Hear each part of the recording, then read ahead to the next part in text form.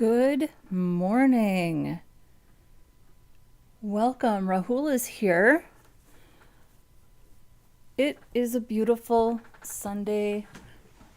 It is a beautiful Sunday morning. How is everybody? I'm doing well. Here's what I do when I start the stream. I get things started, I go live, I do the starting soon sparkly thing, and then I run and go get another cup of coffee. And while I was pouring my final cup of coffee, I spilled it. So I'm recovering from that. Welcome. How are you? And we have Avanoid. Forgive me if I'm pronouncing your name wrong. Vinod Aaron. Hello. Go Elmo Go. Go Elmo Go is also here. So excited to see you guys. Hey, do me a favor. Real quick, do me a favor. If you haven't liked the video yet, go ahead and acknowledge it. That's what we say. Just acknowledge the video. It's the polite thing to do when you go over to somebody's house, right? You compliment them. You say, "Oh, you have such a nice home. Thank you for inviting me." Not exactly the same thing. But I'm trying to get better about asking people to like and subscribe, because what I discovered is that you have to ask. Sometimes you just have to ask. So if you do that for me, I would appreciate it. And I would love to get this pushed out to more people who are interested in front-end development. I was thinking last night about how in 2010, 2011, when I was first learning development, how unbelievably hard it was, because YouTube was not a good place for this type of content. Believe me, I tried. And I, in fact, avoided YouTube for years because I was so frustrated with what I was finding. And I'm completely self-taught. I learned just sitting at home by myself and on the job, because I was very fortunate that I found development jobs early in my career. And it was really hard to find and get access to more experienced developers who I could actually talk to and ask questions and show them my work. And I was thinking last night about how cool it is that I am the more senior developer, and I could be available to a whole new generation of developers who has questions or wants to ask questions or just wants to see how another person works. The most valuable, how do I phrase this? So Chris Coyier of CSS Tricks, back in 2011, 2012, he was already very well known in the front-end development community. And he had, of course, his website, csstricks.com. He did a Kickstarter campaign to raise money because he wanted to quit his job and spend the summer rebuilding CSS Tricks. He also had a plan to document that entire process. So just record himself working and problem solving and rebuilding the site. And he created a back end to CSS Tricks called The Lodge. And of course, I started my career as a WordPress developer. So I signed up for The Lodge. It wasn't expensive. It was $10 a month, something like that. And I watched every single video, watching him go through that process of designing the top to bottom approach, the problem solving, hearing him talk out loud about how he solves problems. It was the single greatest piece of content that I could find that helped me develop my own process for problem solving. That's really what it's about. It's not about taking a CSS or a JavaScript tutorial and like learning all the concepts in the tutorial, because that's important. You want to learn those things, but it's how you apply them to that specific situation. And that's what I saw Chris Coyier doing. And it stuck with me my entire career about how practice and not necessarily tutorials are the best approach to learning. And that's that's obviously how I've structured these streams, but then also being like available to answer questions. And I had a great question on LinkedIn this week, and I haven't seen him in the chat. I told him that if he watched the stream this weekend, to if he was in the chat to let me know and I could talk more about what he was asking me about. But he was asking me, well, first of all, he messaged me and said that he was building along with me. He was building this design, this hilltop design along with me.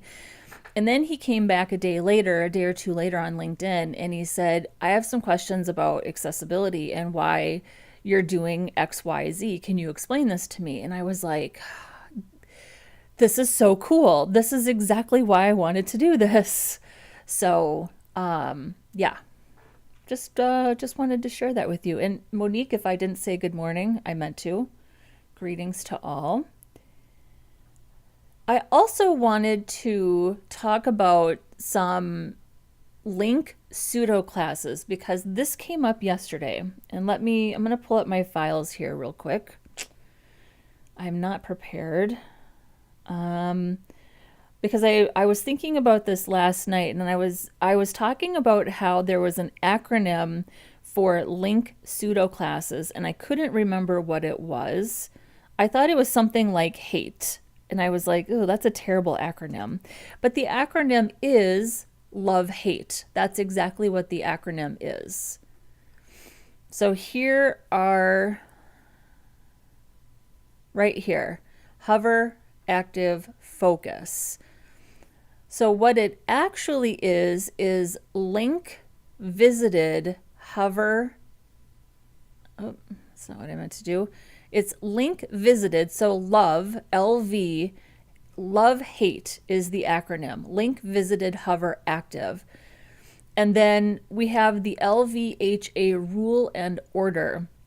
The correct order of CSS rules for link pseudo classes is link visited, focus, hover, active. For years, at least I got the hover active part correct. But for years, I've been doing hover active focus. So we're going to update our files today to represent this. And I remember for a long time, anytime I styled link pseudo classes, I always did love hate. That's how I remembered it. Link visited hover active. So I don't know why I changed this or why I stopped doing it. I don't know at what point I did that. I do remember adding focus, maybe, I don't know.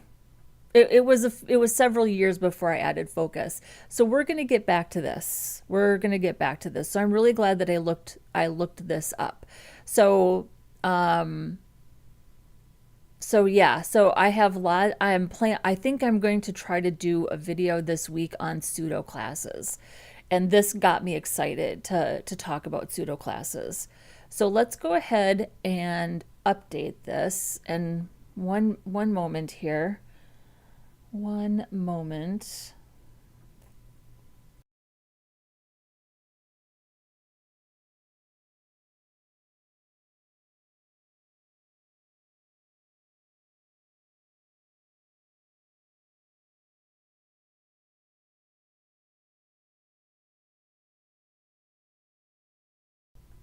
All right. And so this is our GitHub page. Go ahead and fire this up. There we go. And I don't know if you can tell, but we need to work on our links for the navigation. So yeah, let's start our QA document. So QA. So links for main nav. We need you are here navigation. Need you are here navigation. What else? Link for main nav. You are here navigation. Yeah, so we'll just keep an eye on that and we'll keep a running list today. Oh, the other thing that we need to do here is you can see that the main nav is not quite centered. And that's because we did not define the widths. Oh, right here. Yeah, I guess I did recognize this. So we have to fix also fix border bottom on social nav icons. I think we did I did something backwards here. I think that I should have done these things immediately as part of my base setup. I should honestly do a base CSS part 2. We should have done this first. We should have defined what our links were going to look like first, and then made sure that if we were styling links as buttons or as something very specific like those navigation icons, we could account for that. But it's completely fine. We will fix it. We're going to fix it all. No problem. Okay, so back to my original point, which was, one moment here. So my original point was that we need to define the containers. So we have 3 containers in our header and none of them have a defined width. So I think I did justify content space space around, which sort of evenly distributes each item, but it puts the first item and the last item a little bit closer to the edges, which is what I wanted. But it makes something like this look sort of noticeably off kilter, right? So we'll go ahead, and so I'm not going to define a width for the navigation unless I already did, I can't remember. But what I would rather do is define a width for the first and the last thing, and then the thing in the middle that I want to be really flexible, that's going to sort of naturally align itself in the middle. So that's the plan with that. So I kind of just want to jump into this header because we also need to really get going on responsive styles today. So, oh, and Emilio is here. Let's learn something new and fun. I'm with you. I'm with you. So, okay. Let's take a look under the hood at this header. Yeah, you can kind of see there.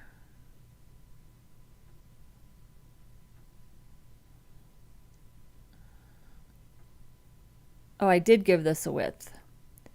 I think probably the better approach would be just to give this more gap.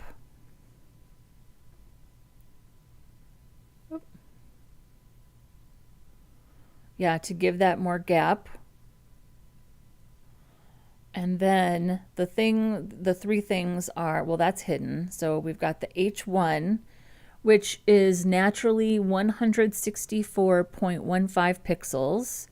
And then we've got this far right, or header right, which is naturally 216 pixels wide. So let's do a little math. So our widest thing is 216 pixels. And we know that 1 rem is 16 pixels. So that's 13.5 rems. So maybe we could just say that width 14 rems, but also max width 100%, which keeps it nice and squishy. You could see there it's already looks more centered because now this matches this. But let's do the same thing here. So we'll do width 14 rems, and I'll say max width 100%. And then just by increasing the gap here on the list items, now you can see it's nice and centered up at the top. So, yeah. So now we need to, let's just, now let's work on actually making that responsive.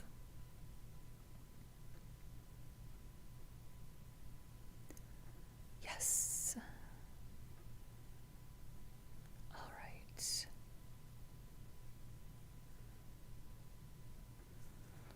So I'll say width, 14 rems, max width, 100%.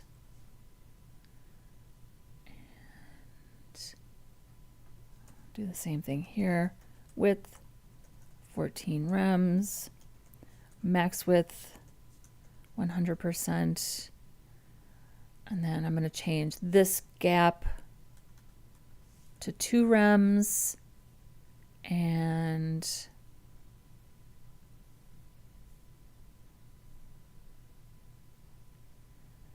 I don't think we even need anything for this. Hang on. Oh, what did I just change? Hang on. That was wrong. Wrong one. This is what we want to change. There we go. Yep. Yeah. So this whole, I mean, this doesn't really hold up. If I could get this, I mean, technically this holds up to about 960. What we should do is we should do a clamp value on this gap. That's going to keep it nice and squishy, and then we can pop it into mobile at 960. Although I'm also zoomed in here. Let's zoom out. So there's 100%. We shouldn't be doing this if I'm zoomed in.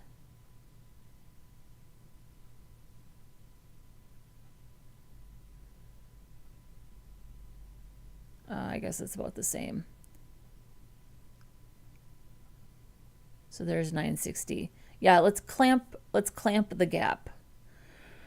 So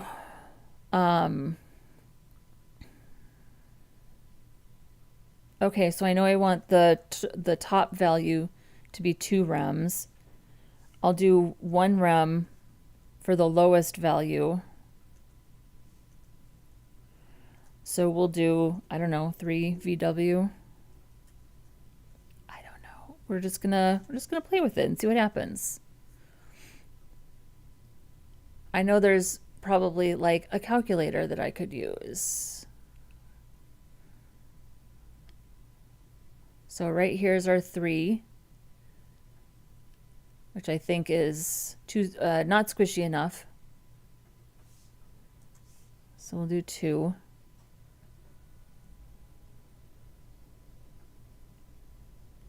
So there's 2 rems.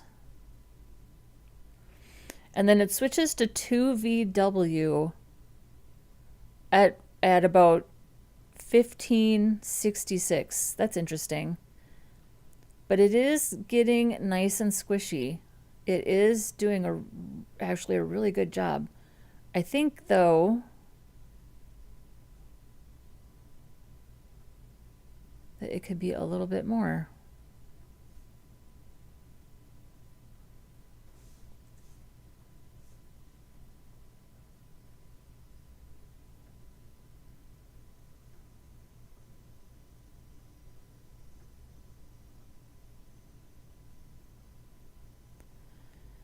And I think that, oh yeah, it needs to be at least 2 because it's not getting bigger than 2 rems. I also think we need to adjust the gap here also for a clamp value.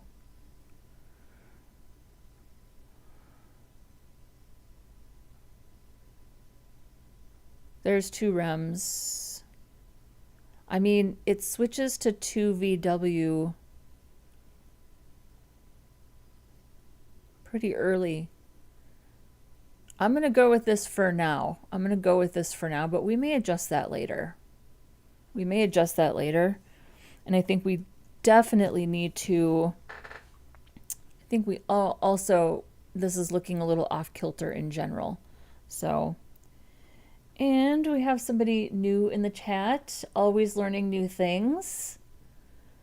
Welcome. Thank you for joining us.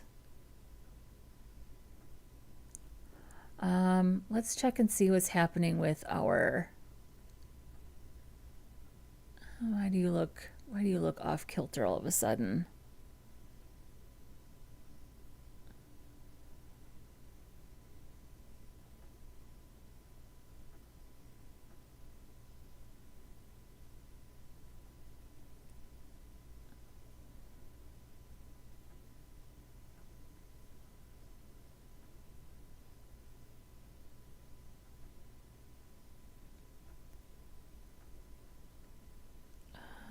Display list item. There's space at the bottom of this, so I think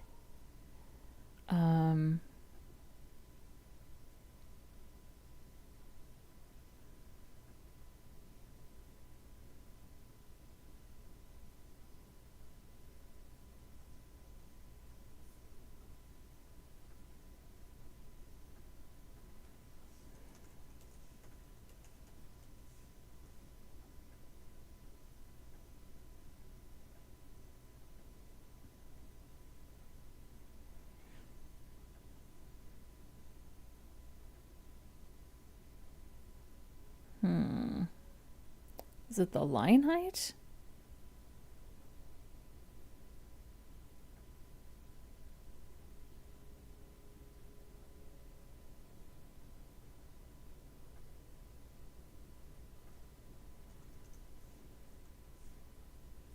That was it. The line height.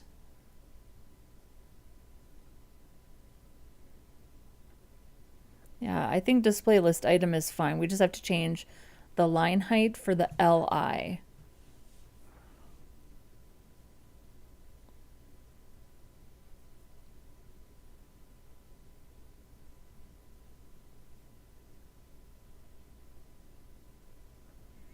And that is just a class of social item.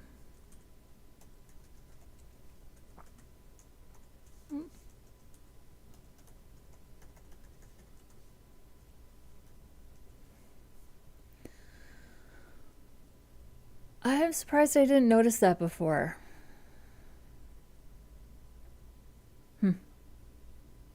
All right. That's fine. So we have a gap of 0.5 here, and we have a gap of 0.5 here. The gap is not really that big, so I don't think that's going to help us as much as I think it's going to help us. I mean, it does kind of push it over there, doesn't it? Till we get down to about 960. You know what? I think I'm just going to go with this. And we're just going to pop this into mobile at 960 right there. That holds up. That is still nothing is overlapping, nothing is wrapping. So that holds up, and it pushes it to the left, which I think is just fine. I don't want to reduce the gap over here, and I'm not going to make the tap target smaller. It's 48 by 48. That's what it's supposed to be.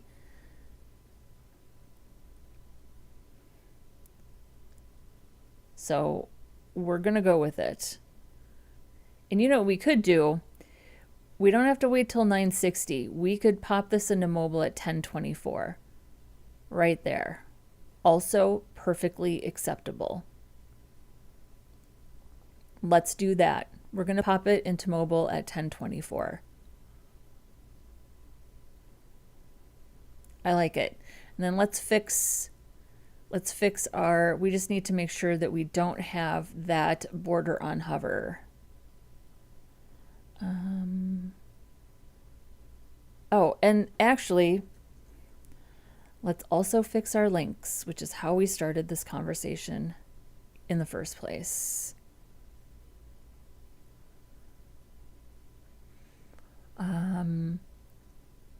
So we're going to put focus third.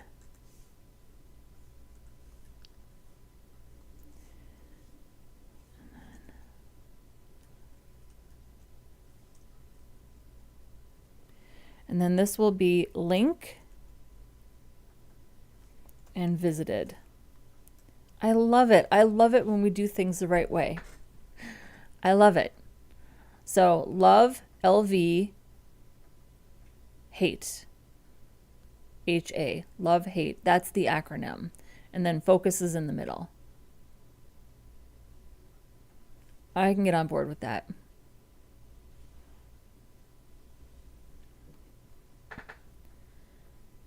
And Gagandeep Singh is here. Due to some circumstances, I always watch recorded live. Well, we're happy that you're here with us now. Thank you for joining. We are happy to have you. And whether you can be live or watch the replay, I'll take it. I'll take it. I'm not picky. I'm not picky. Okay, well, I'm a little picky, but not about that. Okay, social nav. Right here. So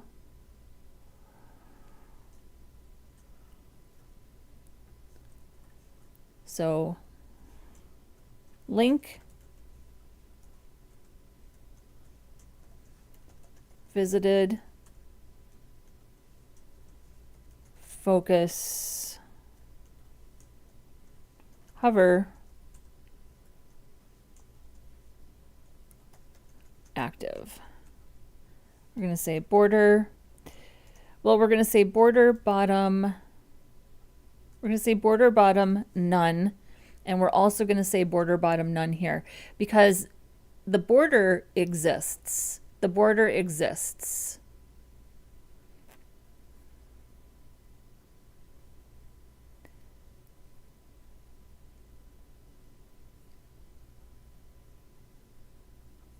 What did I do? Hang on. Border, bottom, none. Oh boy.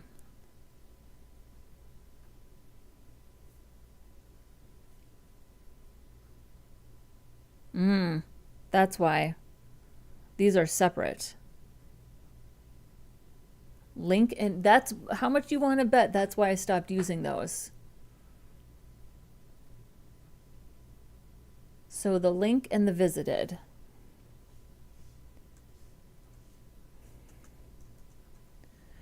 I bet it's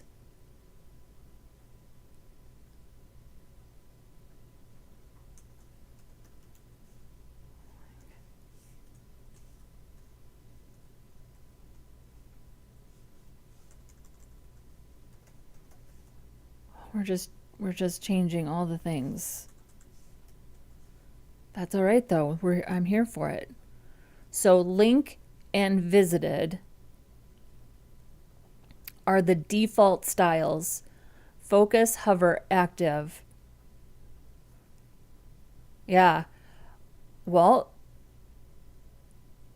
I was wondering why I stopped using link and visited, and that's why. Okay, and this still is not resolved because I'm not doing it right down here. I'm here for it. I'm here for it. This is the point, right?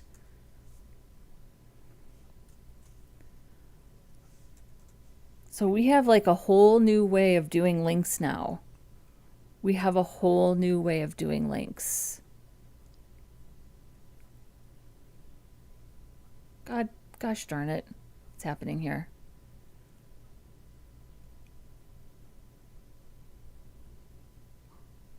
Specificity, Angela. Specificity.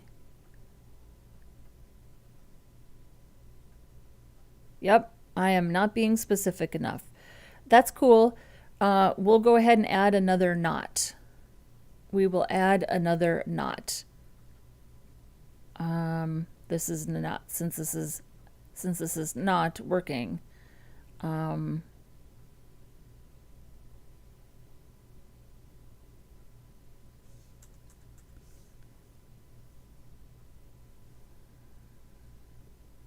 Yeah, I'm feeling a little too smart for my own good right now.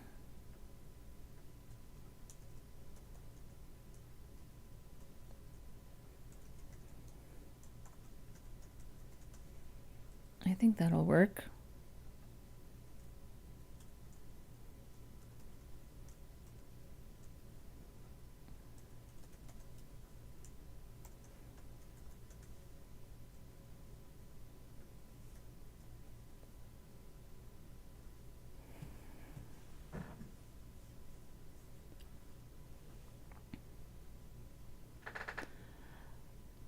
And Monique, I'm not sure which question you're asking about, or if you're even asking me a question. I'm not sure if you're responding to Emilio, which, thank you, Emilio.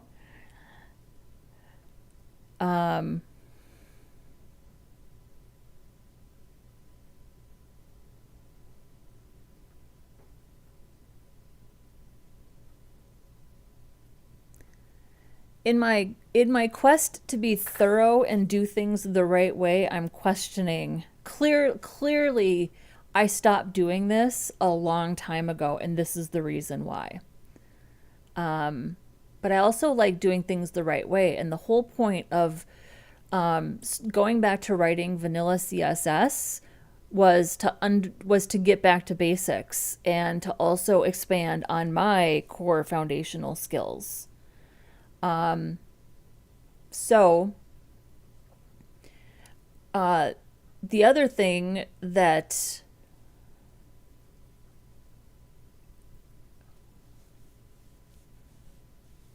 yeah, so content link button and social item. So this is good for me because it's making me really think now about how if I'm going to do this the way that I think is the right way to do it, then clearly I need to define my anchor elements as base styles. Oh, the visited. I was asking about the visited and the hover. It sounded like you had a question about that. Um, and I was trying to figure that out. Yeah. So it's really just about um,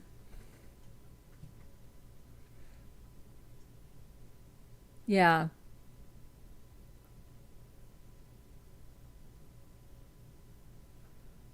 So we're gonna go with this. We're gonna go with this based on what I read about right here.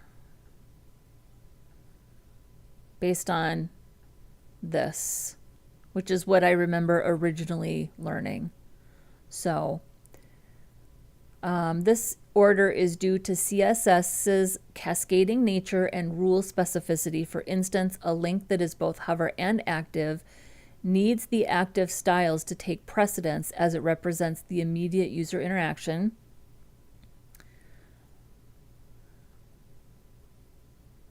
So this would be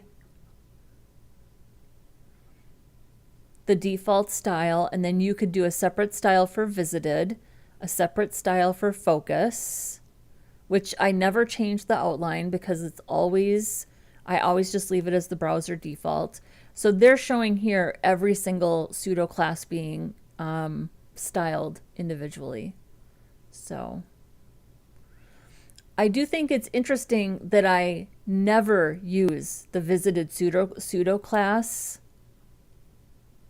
but I also never see a browser default for any of my visited links. I think that's interesting. So, okay, I'm going to go with it. And now that works. All right. Well, there you have it. Okay. So now let's finally make this thing responsive. And I'm not sure about this. I'm not sure about the logo and the social media icons having enough room on mobile. So we're just going to start with styling this navigation and go from there. So the main nav.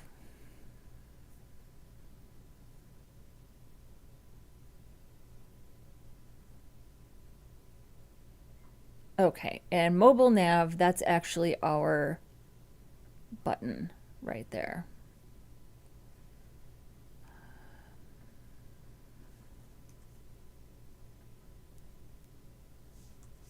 So this will be display block. And then we'll do at media, max width 1024 pixels. And we're going to say display, well, no, actually that's wrong. We're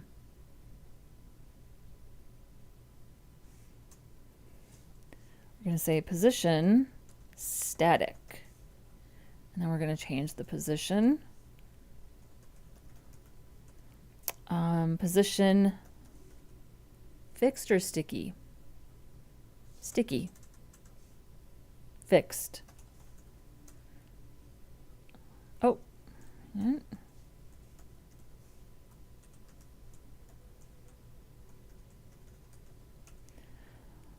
Position fixed. And then it's going to be top 0, left, right, right, negative 300 pixels, width 300 pixels, max width 100%, height 100 VH.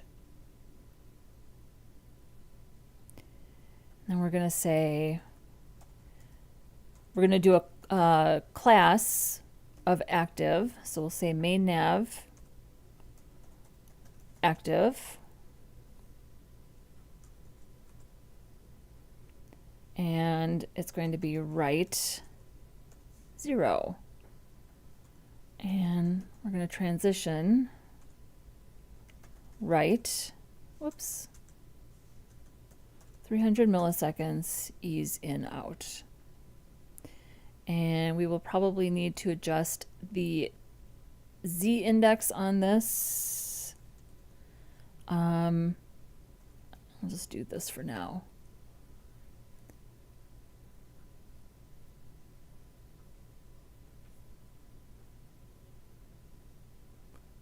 So now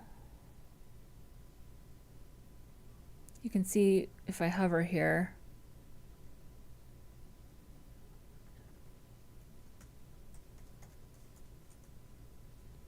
and there it is. There it is. So needs a little bit of styling, but that's working right there. So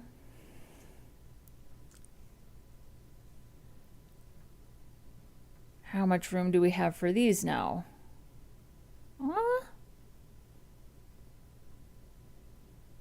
Not too bad. I think we could tighten up this.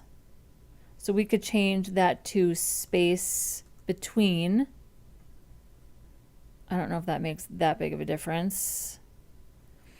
Hilltop, the word hilltop is clamped, so that is, yeah. Although, I don't know, I think it's good if this holds up to at least 320.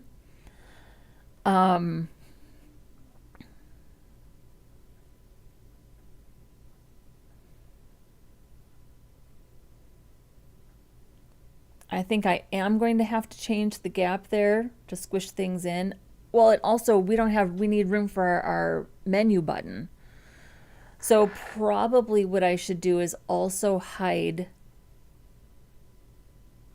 the social nav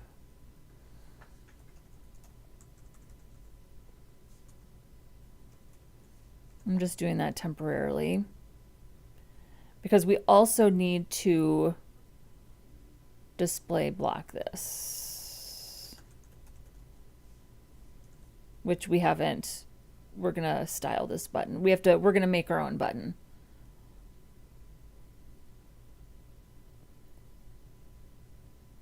And then this could be, what do we want to do with this? So here's the header. I wonder if we could just style it beneath right here. And we could tighten up some of this padding. Yeah, let's do that. All right. So here's the social nav.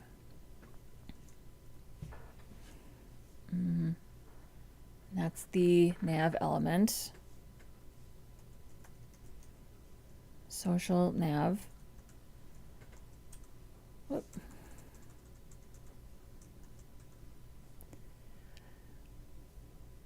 And these social nav doesn't have any styles for desktop.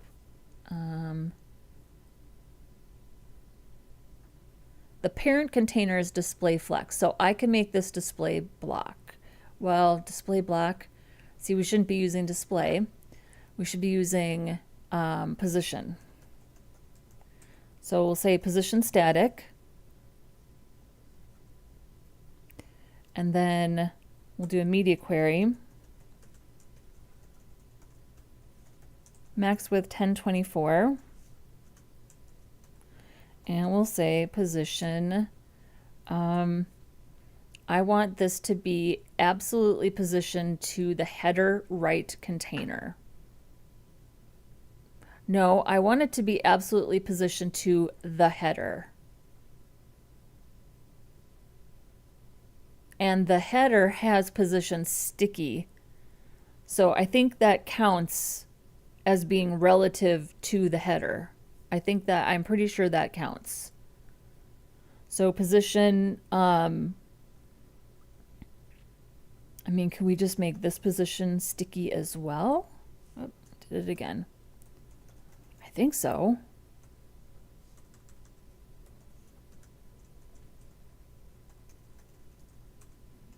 Position sticky relative to a position sticky grandparent. I think that'll work.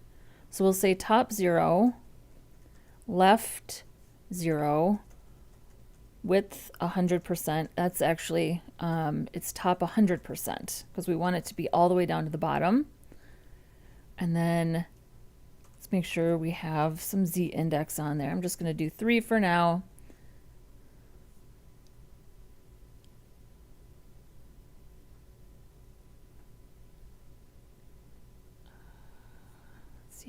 Social nav, position sticky.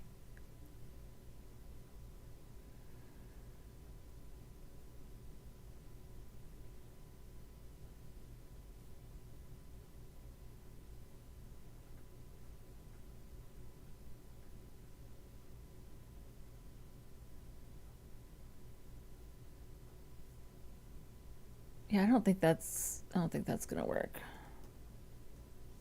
There we go. Yeah, it just does, needs to be position absolute. And then it's sticky because the parent container is sticky. That works. What do we think? And then we can just tighten up the padding on this header.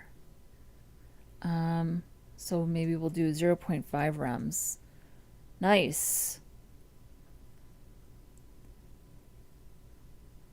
I like it. And then we've got room for our menu and our search icon, and then we can just put the social icons below. And Fatih Muhammad is here. Hello, hello. Welcome. Nice to have you. Nice to have you.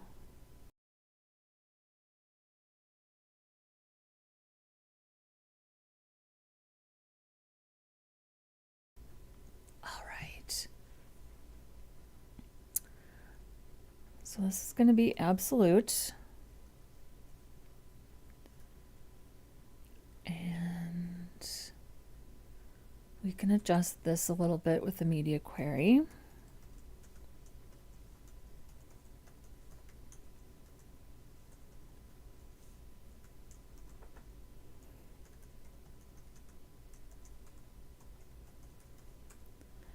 Say 0.5. Let's just do 0.5 all the way around. We need the real estate, and it's going to hold up. It's going to hold up really, really well. And then we'll go ahead and give this a background color. Let's give this a background color of like our slightly gray, just for a tiny bit of contrast. Look at that. We could add some more. Clearly we have, that's impacting our footer. So that's fine. We're going to take care of all of that. We could add some more. I was thinking of adding some more social media icons. Maybe I'll do that. I don't know. Or what we could do also, because it looks a little weird spaced out, is we could just group them together. Let's do that. So instead of space evenly, we could do, well,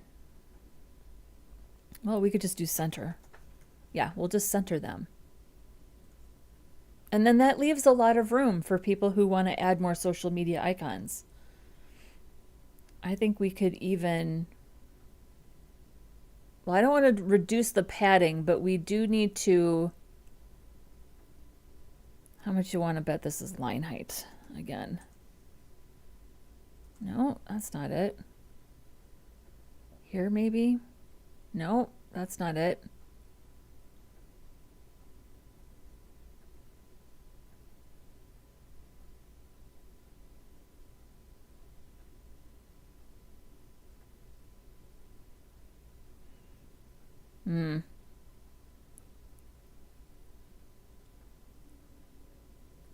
It's that pesky tap target.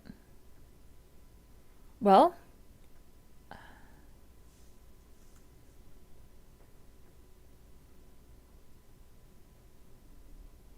I mean, it's still 48 by 48.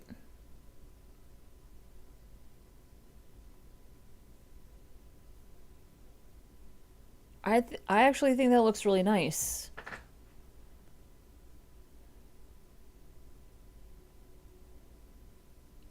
And I mean, this is like, this is, look how well this holds up now on the smallest, the tiniest screens.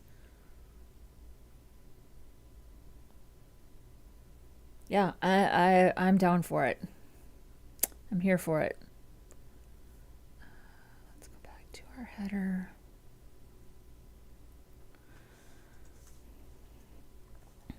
We need to just make decisions and move on. Make decisions and move on. So, okay.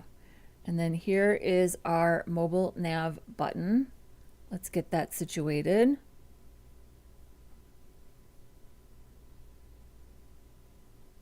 Right here.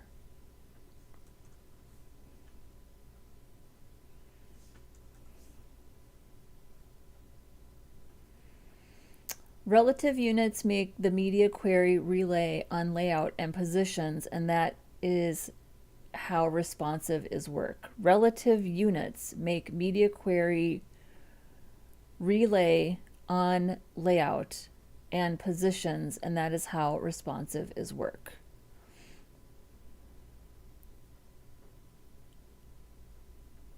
Thank you. Thank you for that.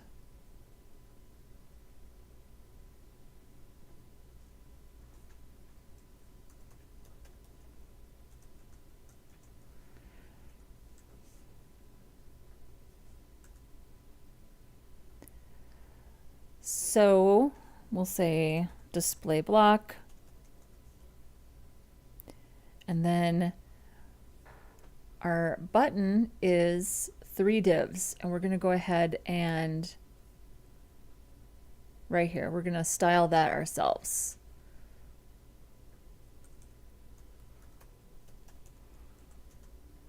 So we'll say mobile nav div width I'm going to say 25 pixels because we're putting enough padding around our icons to make it a tap target of 48 by 48. And then all of our icons themselves are 25 by 25. So I'm going to say width 25. I'm going to say height 2 pixels. Well, I'm actually going to say height 0 and border bottom 2 pixels, solid, black. And then let's give these some margin. Margin. Yeah, margin. We don't need to flexbox everything.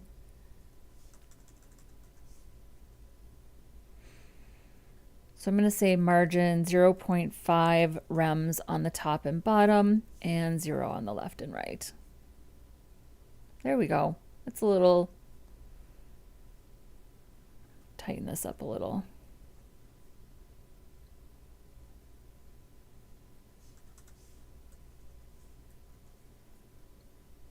Perfect. Okay, and then we'll take off, I'll do it on the button. So we'll say border, none, background color, transparent. Nice. Now,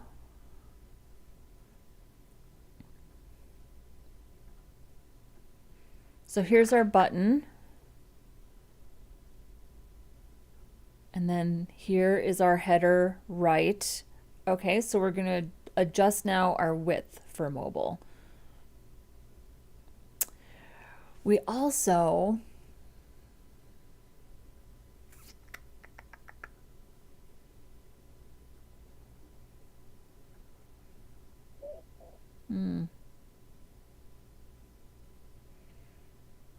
I want this button and I want this all the way over to the right and I want this all the way over to the left.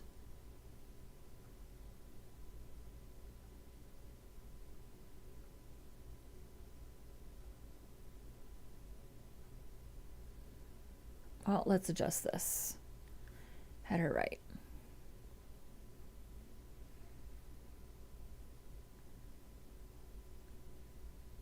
Do you see these situations that I get myself into? Happens every time. Happens every time.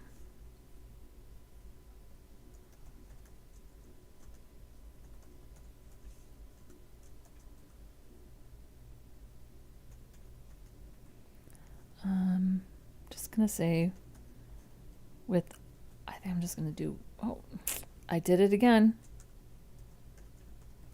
So used to writing sass.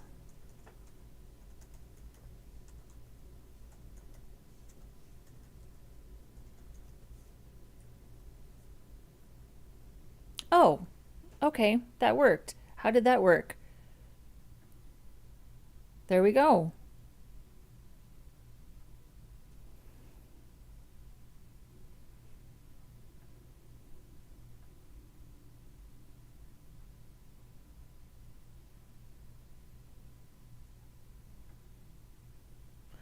Oh, you know why? It's because we put enough width on that. That's why. I mean, I'll take it, but that was inadvertent, but I'll take it. So now let's just make sure that we have enough padding around our button right here. So we'll say padding 11.5 pixels. Beautiful. Now we have a tap target on our button. We have our tap target on header right. And then we left the width and the max width on the primary logo, which holds it open and pushes everything over to the... I love it when things just work out. I will say though that there's a lot more space on the right than there is on the left. So I think what I'll do is just take the padding off the header. Well, it would be 0.5 rems, which is 8, plus 11.5, which is 19.5. So we can just add 11.5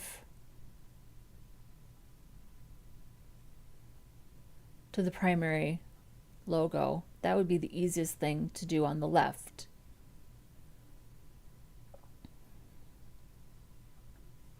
Sure, why not?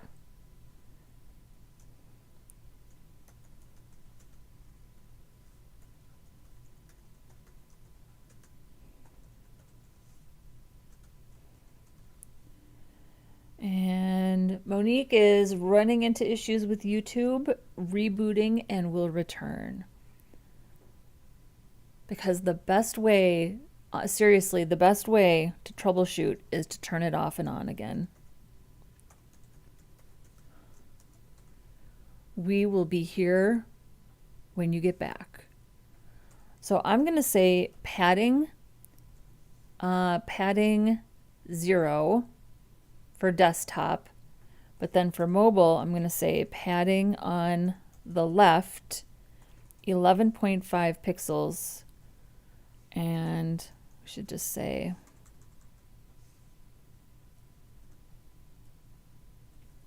this is to match the spacing of the icons on the right.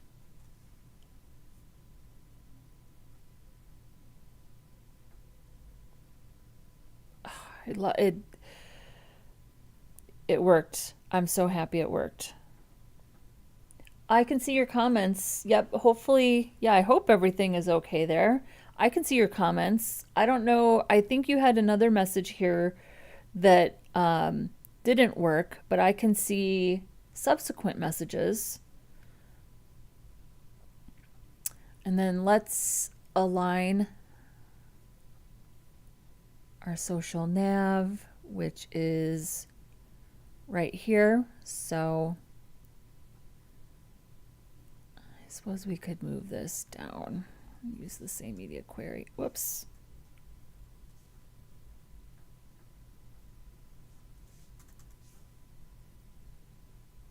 Put this at the bottom. And that would be social nav UL.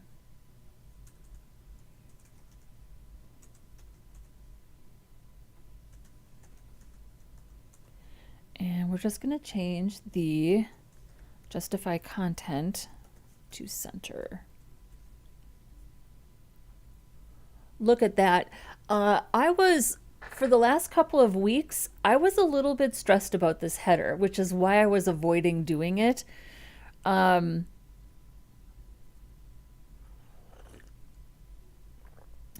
was like, I knew just from my own observations that header was going to be too tight with those social icons. And I was like, what am I supposed to do? I have no idea what I'm going to do up there. So I was kind of thinking like maybe I could drop that menu down below. So there is sort of this middle ground here that we're going to need to account for. But as we get smaller, it moves over. So what we may want to do, since the width on the primary logo is what is pushing everything over, what we may want to do, if we know the width, if we know that this is 48 and this is 48, that is 96, maybe we could say width 100% minus, is there a rem value for 96? So 48 times 2 is 96 divided by 16 is 6. So that's 6 rems. So maybe we could say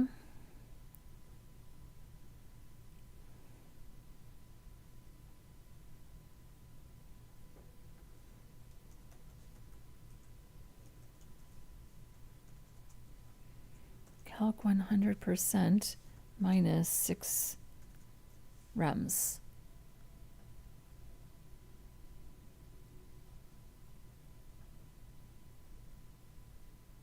I don't know how, but things are just sort of working out today, I guess.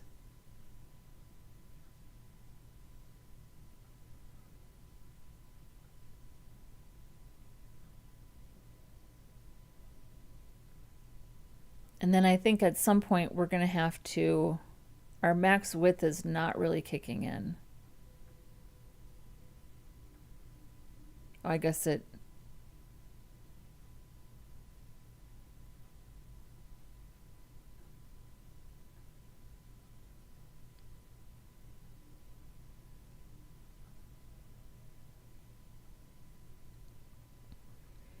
we're going to go with this for now. We're going to go with this.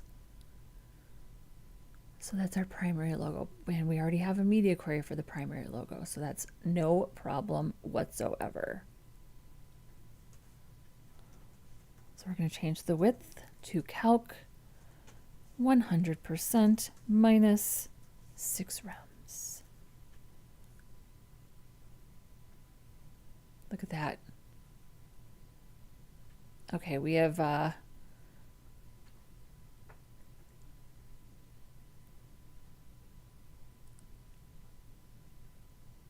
we need to just refresh. There we go.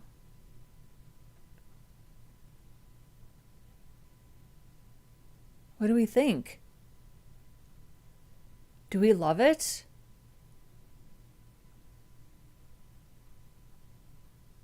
Yeah, I was stressed about it.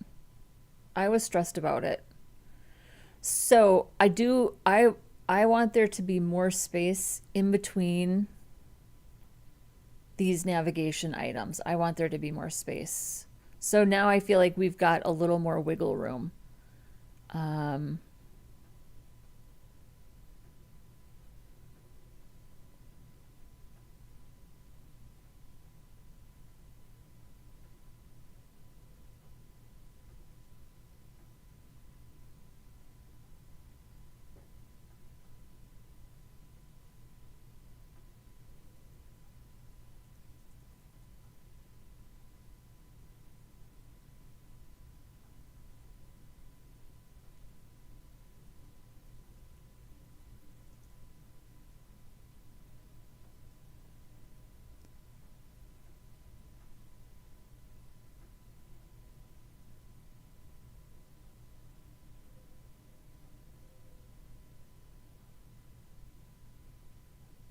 Yeah, what do we think? So we'll change this to 1, 3, and 3.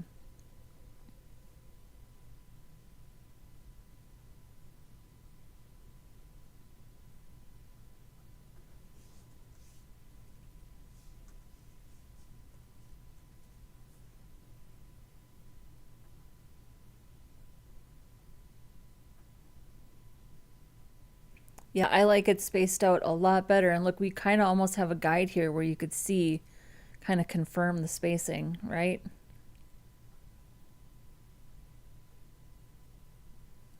Yeah, I love it too. I love it. And this holds up pretty well. I'm not personally going to worry about anything less than, look at, we hold up to 250 pixels. That is excellent for a header. I'm not going to worry about anything less than that. So, yay, yay us. So, thank you, Monique. I appreciate that. We are going to get to 1,000 subscribers. They say that, I mean, I didn't even realize which screen I was on here. Sorry about that.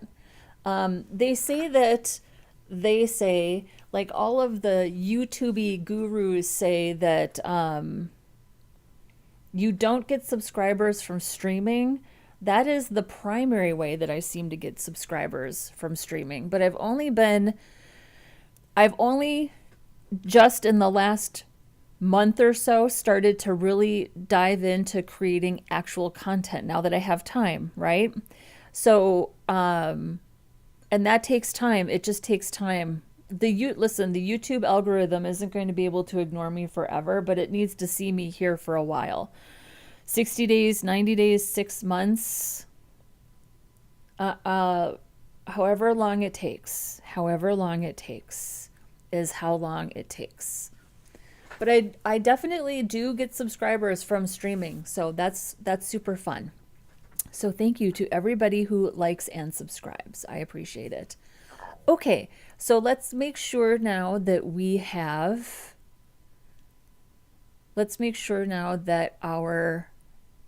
can fly out our nav if it's active. So main nav active right here. So here's our media query.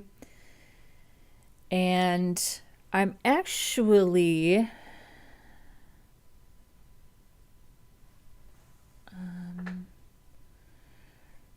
the only thing that really needs to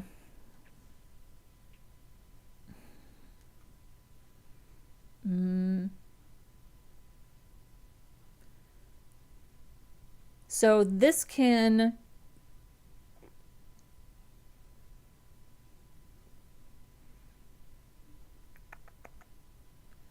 So I do this every time. I say to myself, do I actually need to do these things at this width, or can these things be done ahead of time and we just do the transition at this width?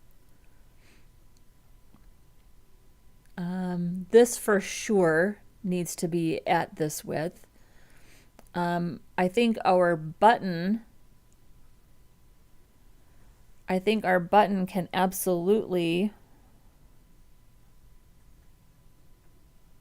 be styled ahead of time. It doesn't need to wait for the media query.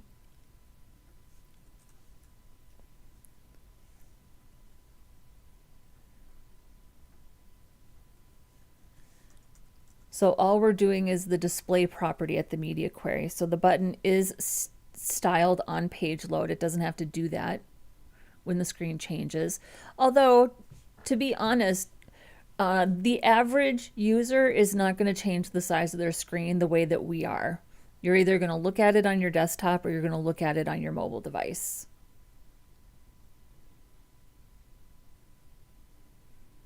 And we do want these, we do want this all to take place at that media query. Yeah.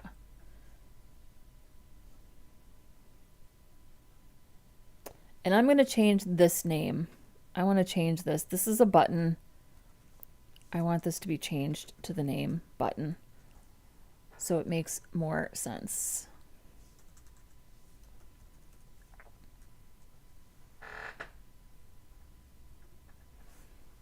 Oh, geez, Angela.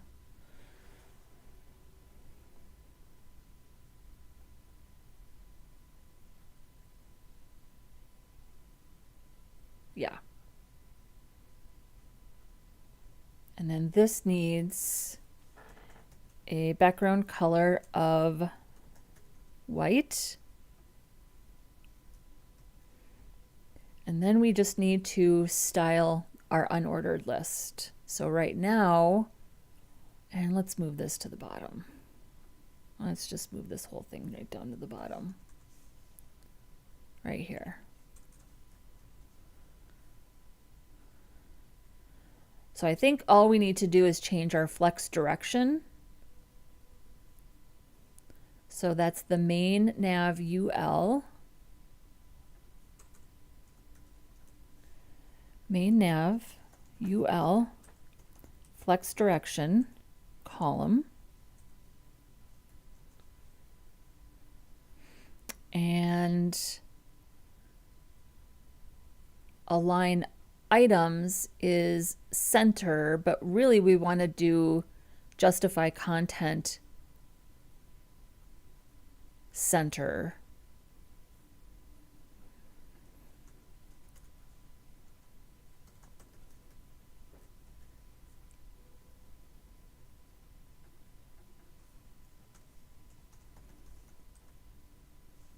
Oh, where are you?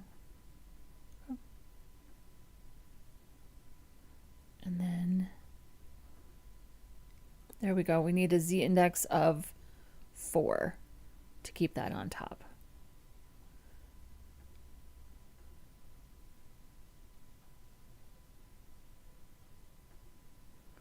Okay, and for this, we're going to push that down and center it. So this is, actually don't think that this matters. This is what matters. Yeah. So this doesn't matter.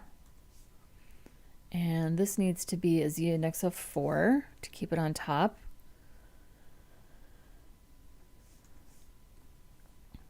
And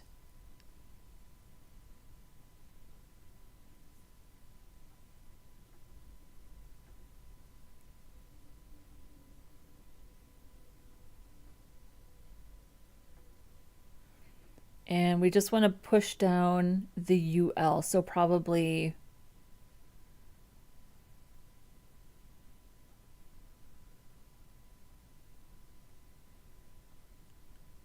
we could probably just transform it, or just give it margin. Angela, just give it some margin.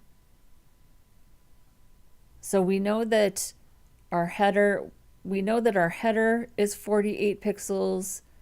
We know that our social nav is 48 pixels, and we know that together that's 6 rems. So let's just give it 6 rems of margin on the top. So we'll say margin, 6 rems on the top, 0 on the left and right, 0 on the bottom. Beautiful. Beautiful.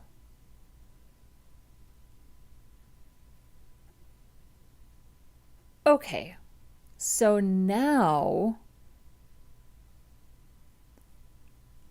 and let's give it a little bit of box shadow too, so it, we can actually see it over top of anything that's white. So we'll say box shadow, and we want negative, we're going to do -1 for the x-axis, -0 for y, and then maybe 2 pixels and 2 pixels for blur and spread. So we'll do 2 pixels x, 0 y, -2 pixels blur, -2 pixels spread, and then we'll do an RGBA, which is red, green, blue with alpha transparency. So that's 255, 255, 255. No, that's white. We want 0, 0, 0, 0, 0 point. We'll do 0.5 for 50%. Do we see anything? Wait a second, what did I do wrong here? Box shadow. Do I need to say 50%?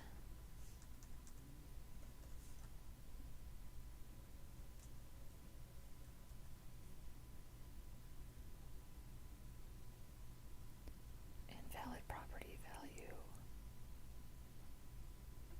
Oh, come on.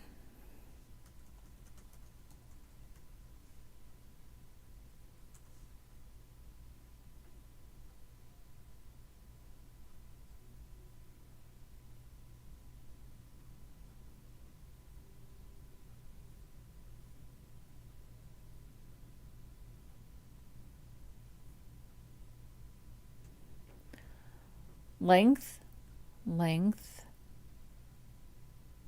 4 length values on a cover. Oh, can I not do a negative?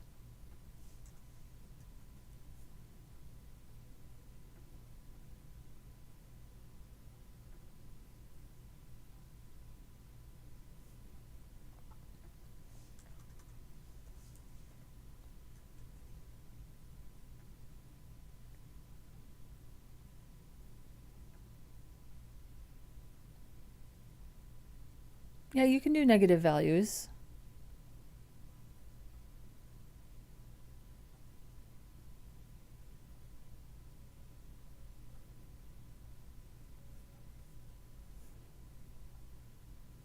Did I spell it wrong? Oh.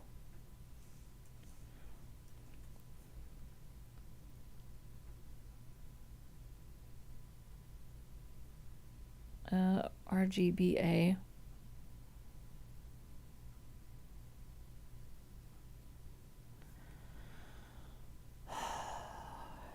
I know it's something simple, but I don't know what it is.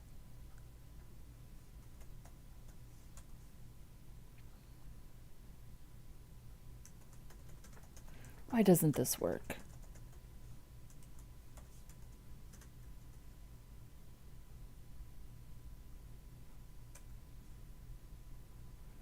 Oh. Wait a second. I don't think I'm supposed to do -2 here. Yeah. I didn't even notice that. You can't have negative blur and spread. There we go.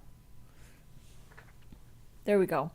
So we also have to transition this because you can see the shadow is hiding off canvas. So, and it's a little heavy. And I don't think we need to. Yeah.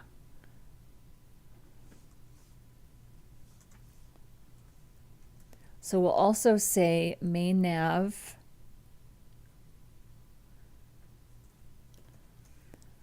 box shadow none.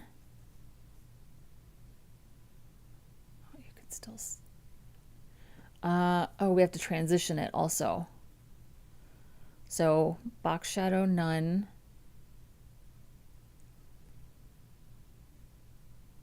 Oh, and we changed the name of this to button.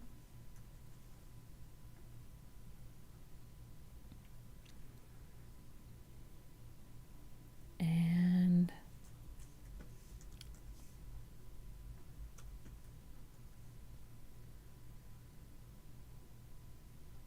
we're also going to transition the box shadow.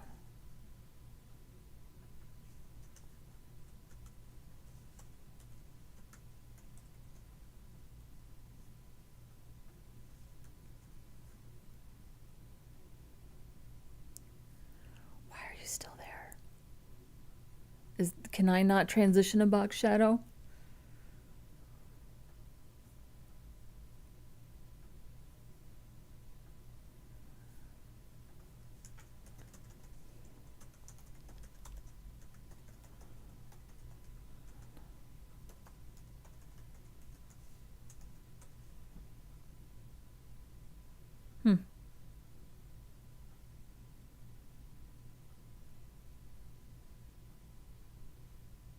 Oh, we'll do this.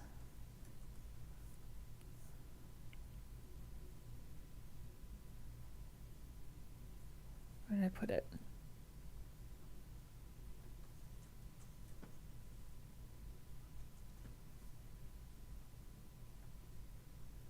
Okay. Why can I still see it?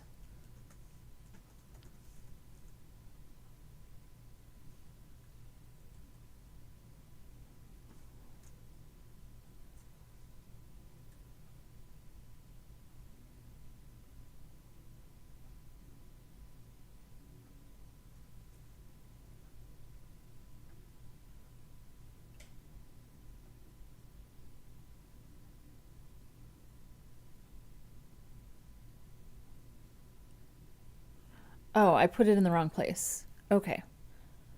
Well, I'm going to keep it here for desktop,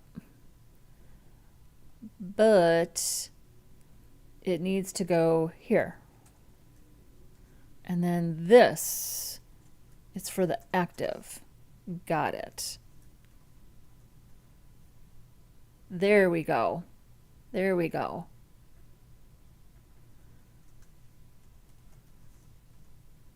There we have our shadow. Now we just need to adjust this a little bit.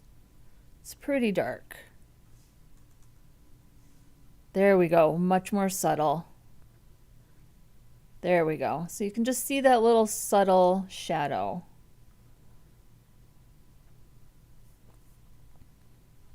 Nice. And Go Elmo Go is back from baking cookies.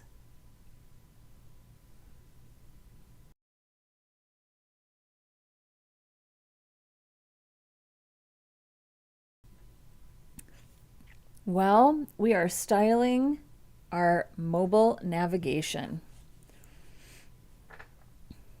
So the next thing that we need to do, so what I always used to do was I would just have one button and I would use z-index to show it.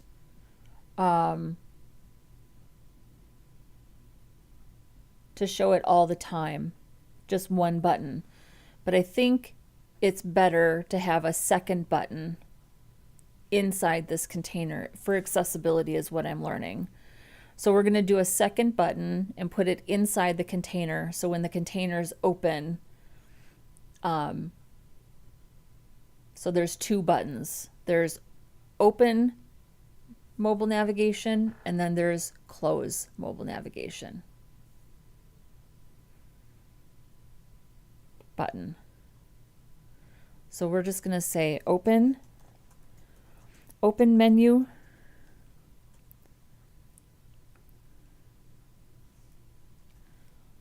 and then we'll say close menu.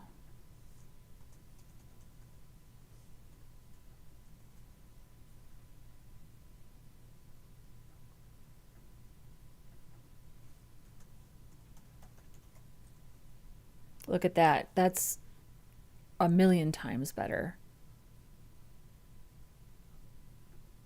A million times better. So now let's go ahead and we're going to go ahead and just transition these divs to make an X, but we're not going to animate anything. We're just going to open and close, and they're just going to be there. Keep it simple. And I have code to do this. So I've done it before. Where did I do this last time? I think I did this on, did we just do this on the,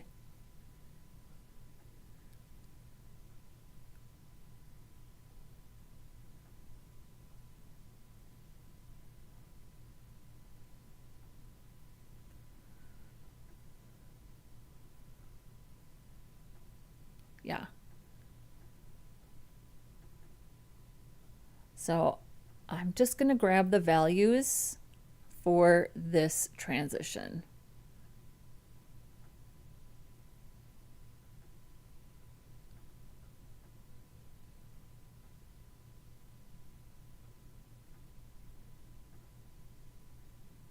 Right here.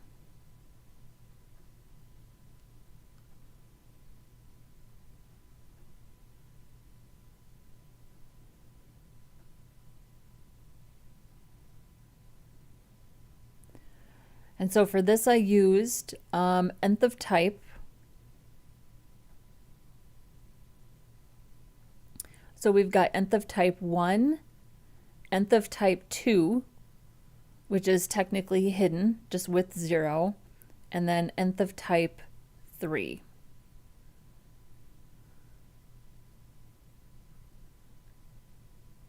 So we'll go ahead and we'll do the transform. And we don't need the second one, so we'll just do 1 and 2.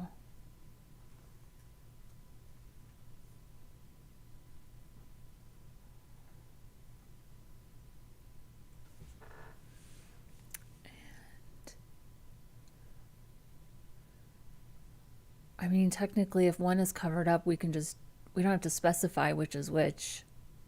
They can have the same class.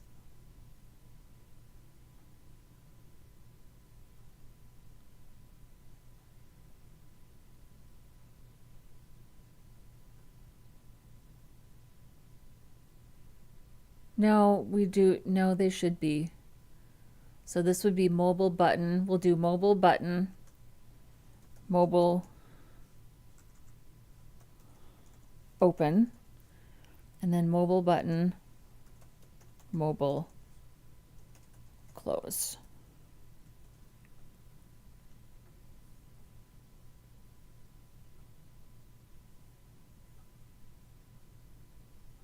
I'm going to do mobile close div nth of type 1. So the first one, and that's our transform. And then we'll do mobile div nth of type 2.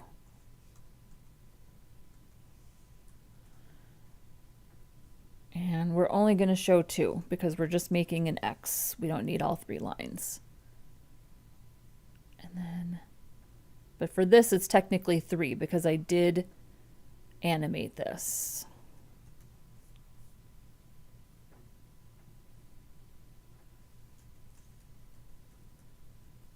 So this should be our X now. Oh, and this is mobile.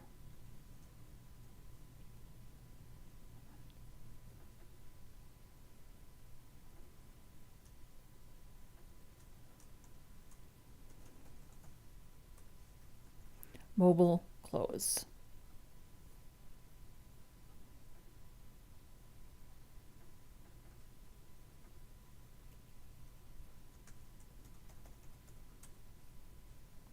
Oh, we're so close. We're so close. We just need to adjust these a little bit. And there is a formula for this. There is a formula for this.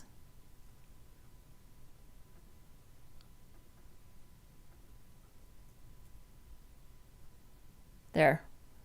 That's pretty good. It's not going to be, yeah, it's definitely not perfect. We can adjust this a little more. Let's make this a little bigger. Oops, not you.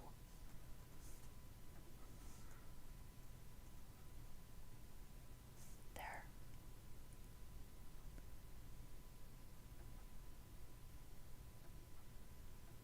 So there's the little button container.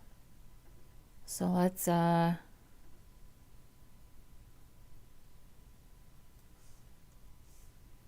if we just make them both 0?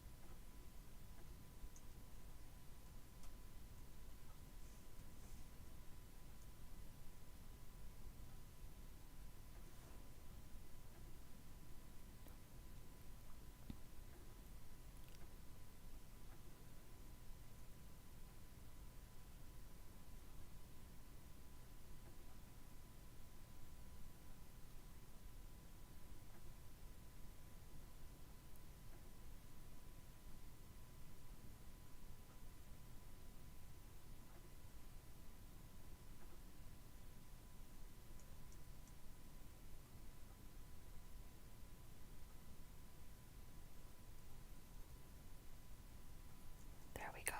Look at that.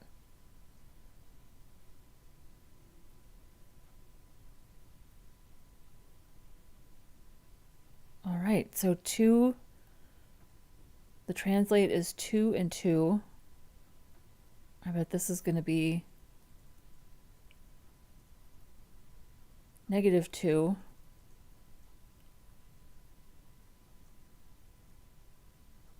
We're pretty close here. We're getting pretty close here.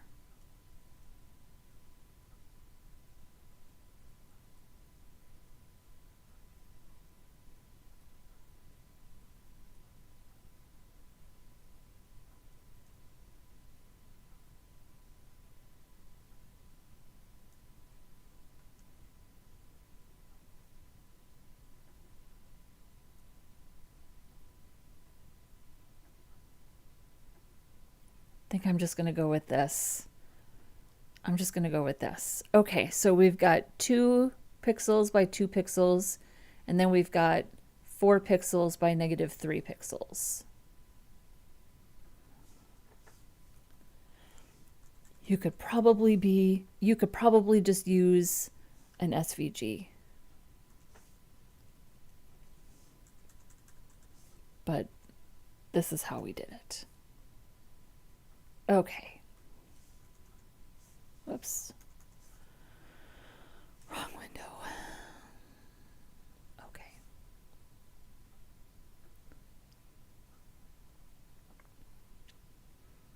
There it is. There it is. It's a little wonky, isn't it? It's a little wonky. That's okay. We'll do some refinements. We'll see if we can smooth that out. Functionality wise though, this is exactly what I wanted. This is exactly what I wanted. I'm good with this. So let's keep moving. We got to move. What time is it? We've been at this for an hour and a half. We did exactly what we set out to do with this header.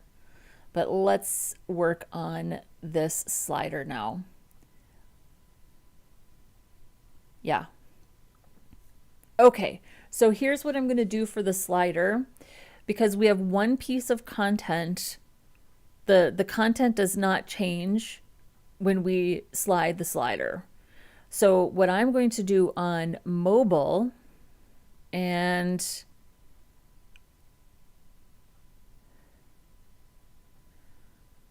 so there's about 1024. I think on mobile, I'm just going to take this content. Let's get our slider section open. The content is position absolute. I am going to move it after the slider. So we've got slider content, slider controls, and then the unordered list are the slider.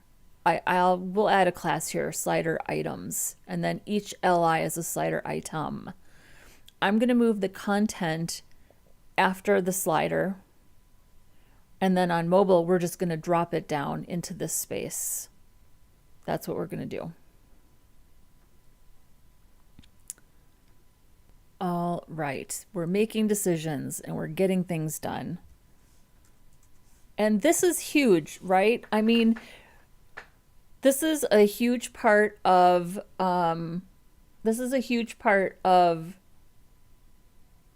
responsive styles, is sorting out your header.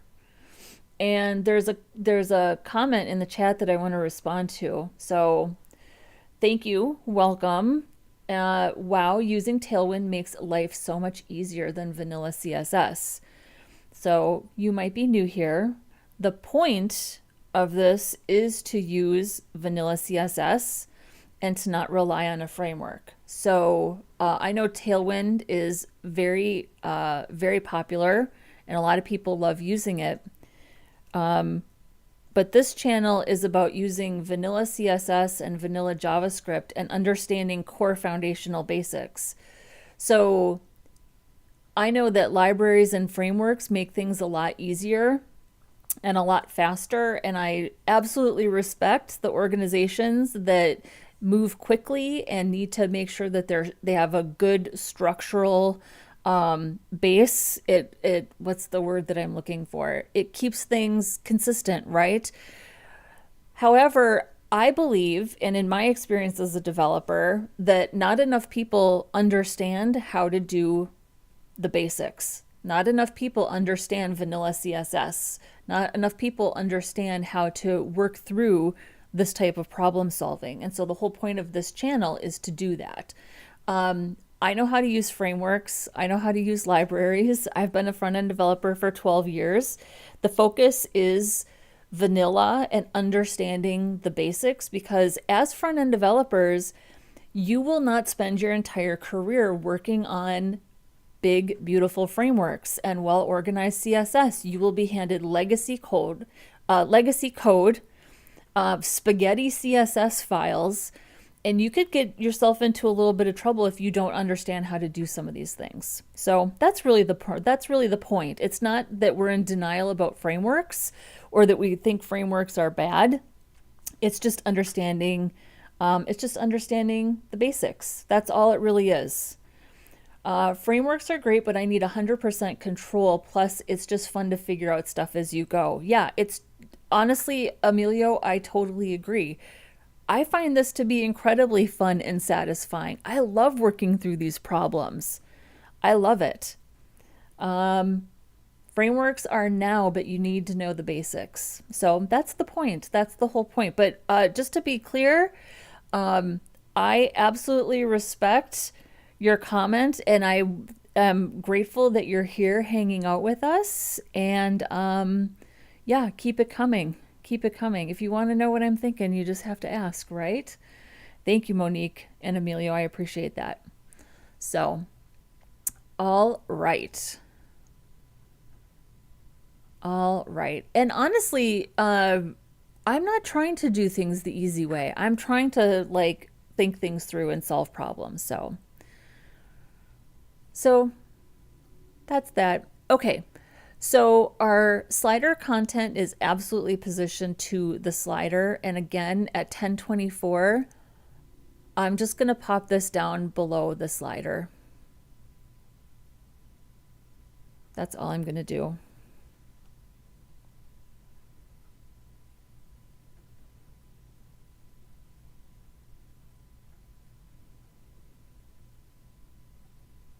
There's our search drawer.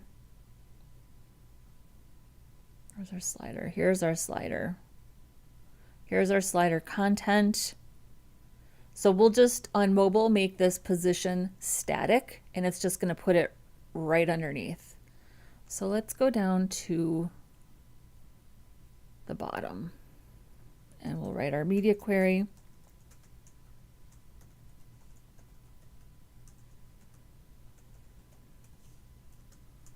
Hopefully the person who made that comment, I didn't scare them off. Convince me that I'm wrong. No, not even convince me that I'm wrong. Let's just have a healthy debate. Reasonable people can disagree, right? Maybe you have a really good point about why you think people don't need to know the basics. Tell me what it is. I would love to know. All right. And so we have some position static. We just have to take our transform off.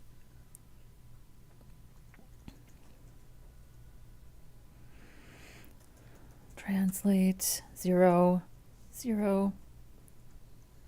There we go. And we just pop right down beneath. Let's make sure that our slider controls though.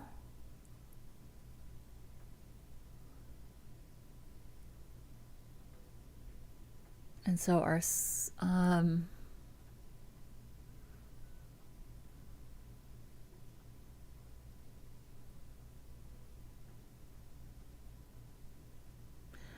the inset that is getting me into trouble.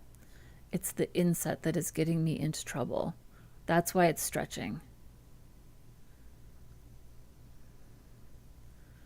That's fine. So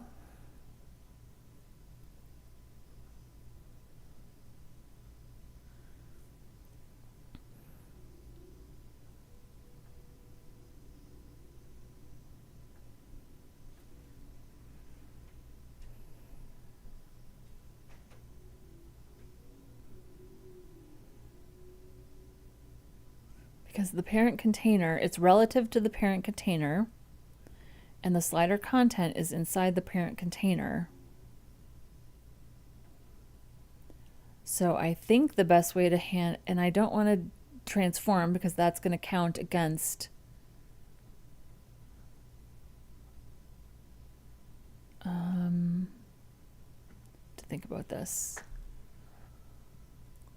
Because any transform or percentage value is going to take this into account. I suppose as long as this, and I can't put the, I don't want to put the controls. I think what I need to do is put a container around the slides and put the controls inside that container. It shouldn't be just loosey-goosey inside the slider section.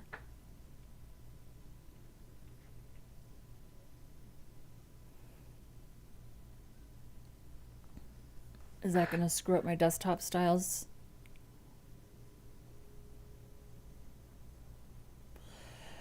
You know what? I'm actually not going to worry about those buttons right now because we haven't even built the slider.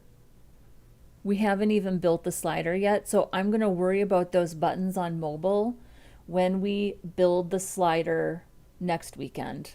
We'll sort out these buttons.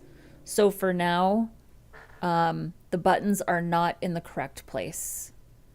And I'm just going to deal with that next weekend. So, although, if we wanted to make a stylistic choice, no. We're just going to deal with the buttons next weekend. Because this is about, I just want to get this layout, do as much as I can here in the next 20 minutes. So, okay, so here is our content. And I'm going to go ahead and we'll just make that width 100%, just like that. So our content on mobile is just going to drop below, and then let's adjust some of our padding.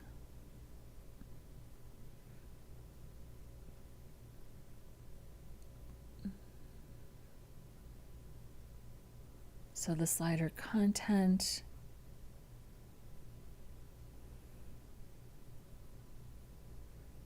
We'll change the width and we'll change the padding.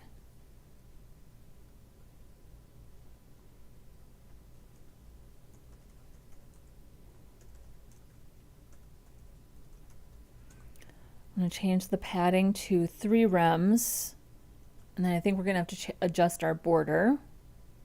That's fine.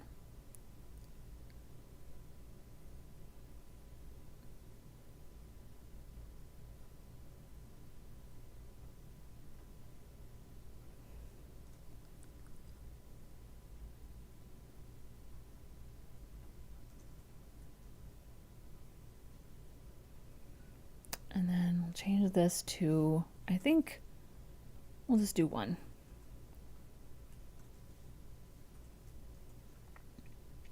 And then we'll change this to 2.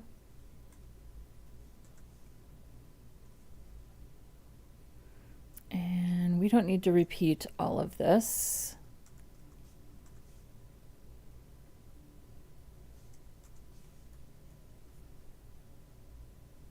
Yeah, I think this looks fine.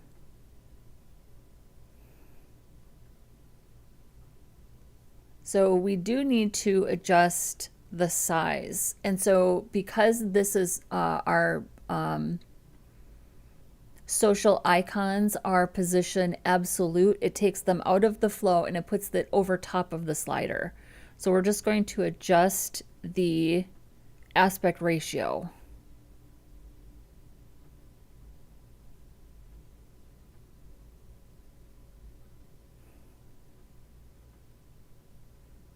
Which is right here. So right now it's 8:3. We could do 16:9.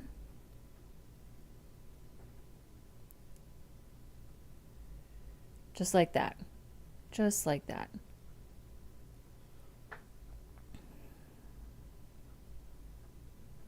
Okay, good. Well, I thank you for responding and basically indicating that I didn't scare you away by being too bossy. I totally respect your point. Having total control of your code is very important. Trying to override framework styles feels frustrating all the time for me. So yeah, I totally respect frameworks. I have nothing against frameworks at all whatsoever.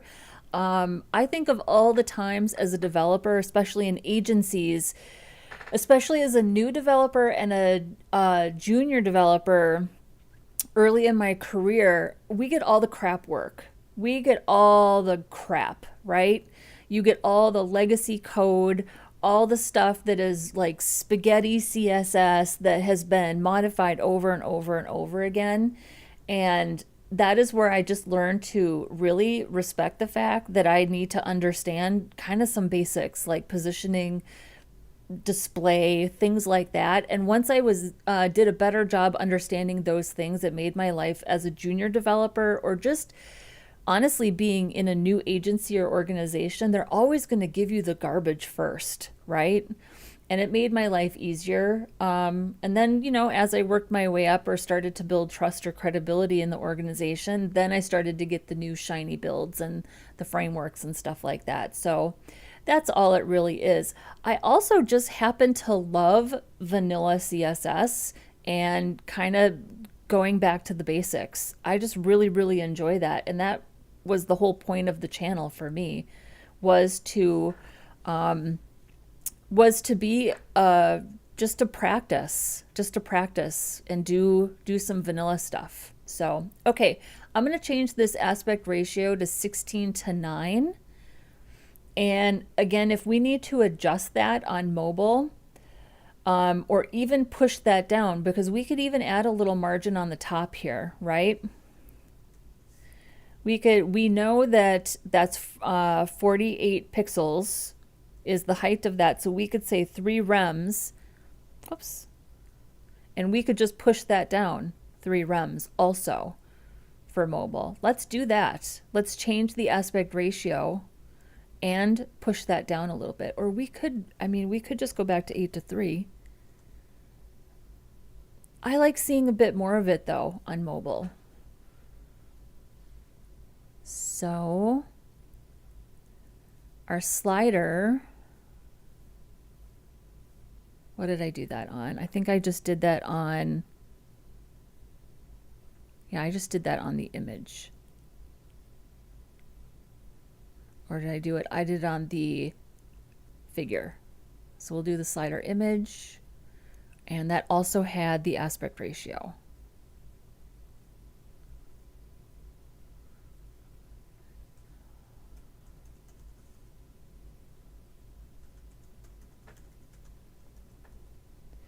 And we'll just say margin, 3 rems, top and bottom, and then we'll update our aspect ratio to 16:9. And there we go. We'll deal with our, we'll just deal with our controls when we actually build, when we actually do the vanilla JavaScript to make the slider. You guys, this makes me so happy.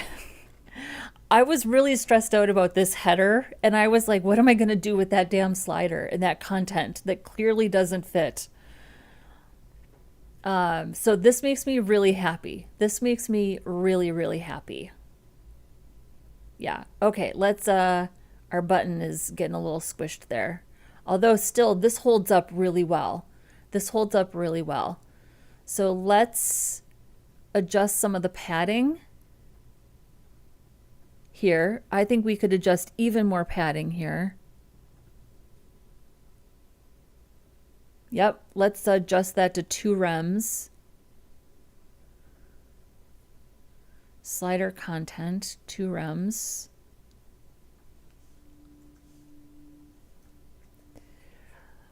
Let's make sure that our button text is white space, no wrap. And then we can make sure that the text doesn't wrap. So we'll say white space, no wrap.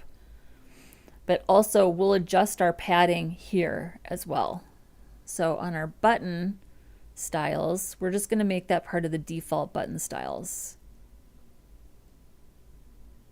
Right here. So we'll do white space, no wrap. And then we have a lot of padding around our button. So we'll do a media query here for our button. At media, max width 1024, and we'll just adjust our padding. I tend to do 2 to 1. So I have, for every rem or 2 rems of padding on the left and right on a button, I'll do 1 on the top and bottom.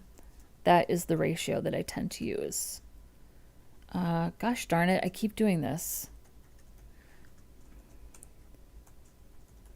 Padding, 0.5 rems on the top and bottom, and then 1 on the left and right. So we're cutting it down by about half.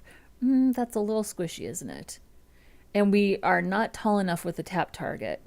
We are only 39.63 pixels high. So let's give this a little extra on the top and bottom. There we go. There we go. And then let's give this box, the slider content, a little extra padding on the bottom to make up for that button. So maybe 3 rems on the bottom. Yeah, that looks nice. That looks nice. And that holds up really well. That holds up at a really small size. Whoops.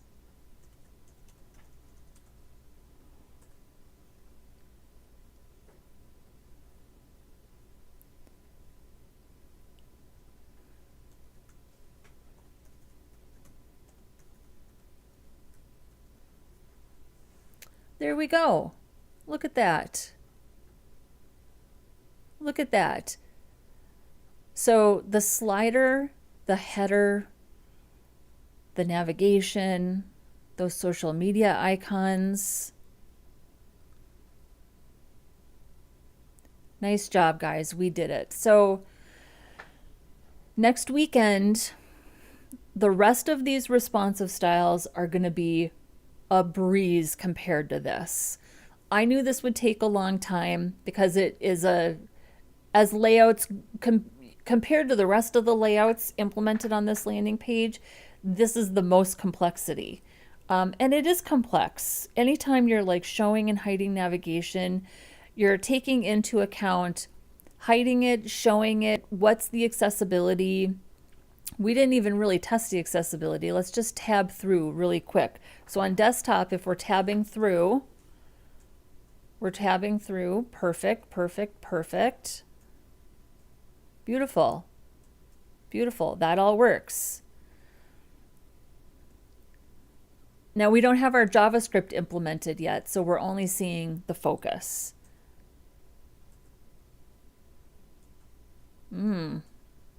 So, and we are, so, okay, this is good. So we are actually, we need to make sure the visibility, we need to change the visibility on our navigation right here. So we have our button right here, but then the keyboard focus is immediately going into that off-canvas navigation, and it doesn't need to. It doesn't need to. It's not active. It can skip. It should be skipping right to the button for the search. So we're just going to change the visibility. We're just going to change the visibility. And then the expected accessible behavior is that the user can decide to click the button and then make the navigation accessible.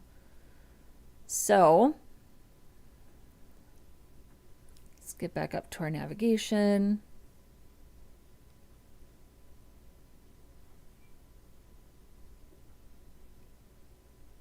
Right here.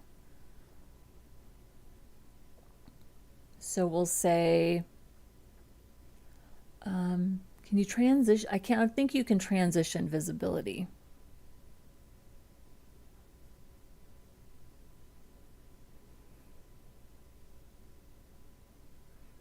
So I'm just going to say,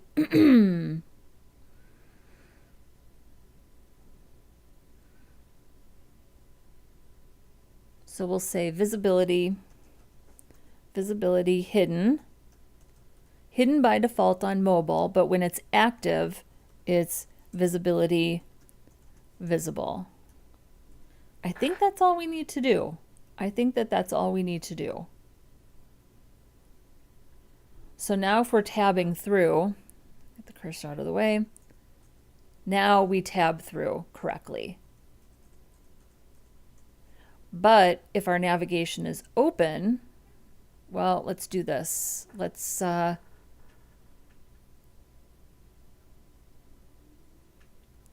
let's just put the active class on here by default. We'll just say active. So now if we're open by default, I know what it's, well, no, this is okay. This is okay. We're not seeing the full experience. We're not seeing the full experience because we don't have any of our JavaScript implemented yet. So, and that's another thing. So let's make a couple of notes here. So links for main nav. Okay, we took care of that. We need You Are Here navigation. Fix the border bottom on social media icons. That is done. This is done.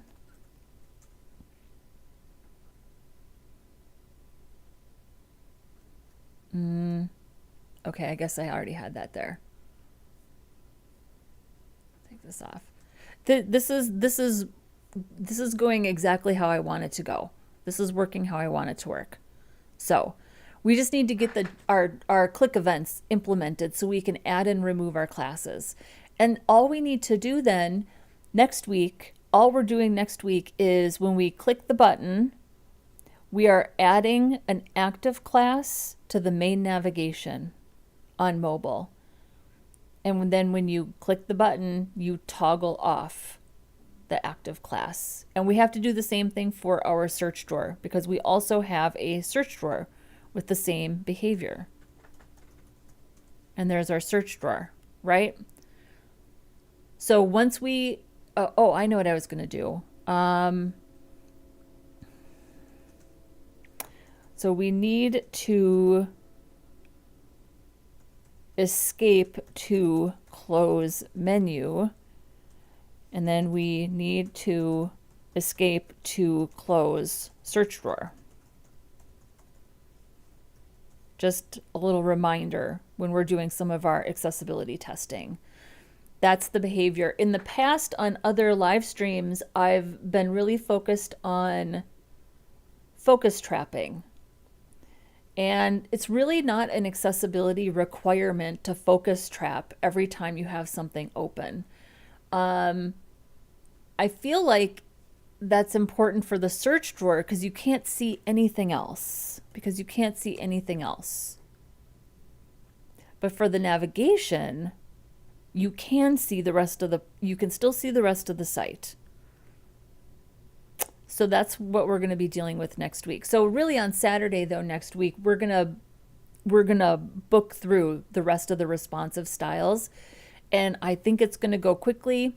And then on Sunday next weekend, we'll do QA and responsive styles. And hopefully we can at least start on our JavaScript. And then on Sunday next weekend, we need to get our slider working and just make sure our click events are working. And let's knock on wood that that goes quickly.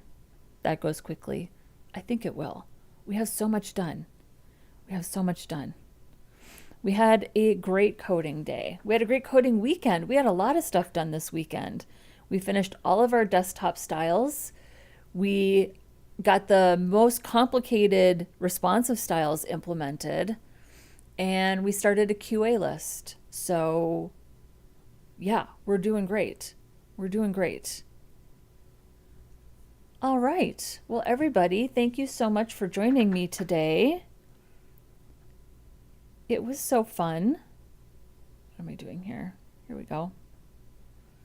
Have a great rest of your week wherever you are.